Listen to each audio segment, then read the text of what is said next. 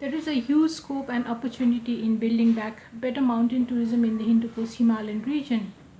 Our offering in this mountain landscape, whether we talk about the Karakoram range in western Himalaya, the Everest, the Mount Kanchenjunga, or even Kakaboraji range in eastern Himalaya, our nature, the culture, as well as the agri-based tourism goods and services are very much thriving from the utilization of these products that are very much nature centric. But this is also building a lot of synergy in regards to the emerging high value niche markets such as ecotourism, wellness tourism, culinary tourism.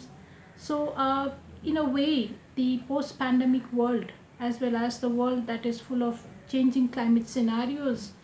promises for a very better outcome to the mountain communities, especially in regards to tourism. There is a huge scope in enhancing the quality of the goods and services, as well as in making these tourism offerings along the value chain very much eco-friendly, as well as it's resource efficient,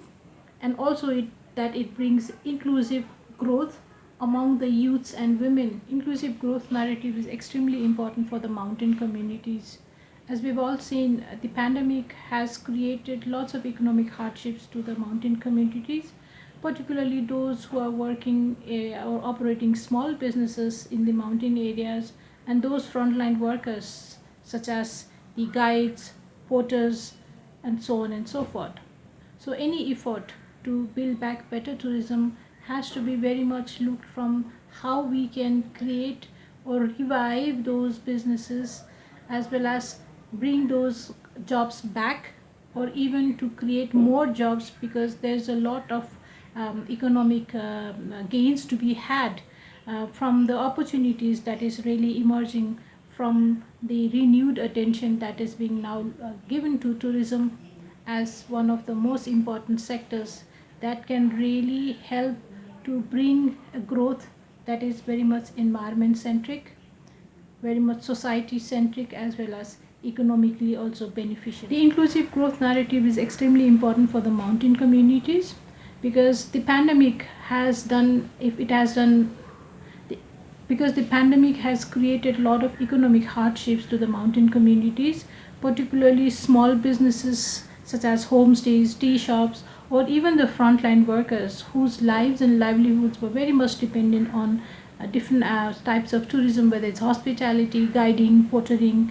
And so any effort to really building back better tourism has to also take into considerations how that rebuilding processes and journey can ensure growth in relation to job creation, in relation to economy, as well as in bringing back the mountain economies and livelihoods in its normal stage. This is a defining moment for the communities, businesses, and enterprises operating tourism in the mountain areas. In the coming decades, the effort to really rebuild tourism has to taken into considerations how they can also address some of the bigger global agendas, such as addressing sustainable development goal, as well as sustainable development goal, as well as taking into considerations how the building back better can really contribute to reducing greenhouse gas emissions, and also take a strong actions on climate change. So when we reflect the impacts created by the pandemic as well as climate crisis, it helps us to appreciate the fact that any effort to rebuild better tourism, business as usual is not going to be sufficient. So this is actually a stark reminder that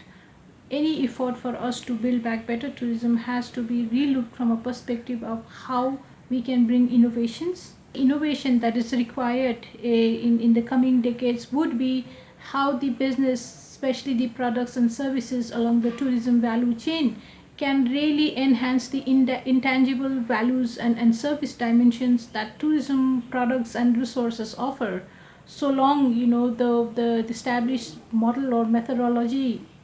the established models or methods in developing tourism is very much materialistic centric, like design developing of products and destinations. But the intangible values is something that we have not yet explored, and that is where the whole potential to add value and attract high value markets are there. So we have enough example from our region. If we say Bhutan, right, it entirely thrives on the intangible value proposition like culture, and it is a high-end destination.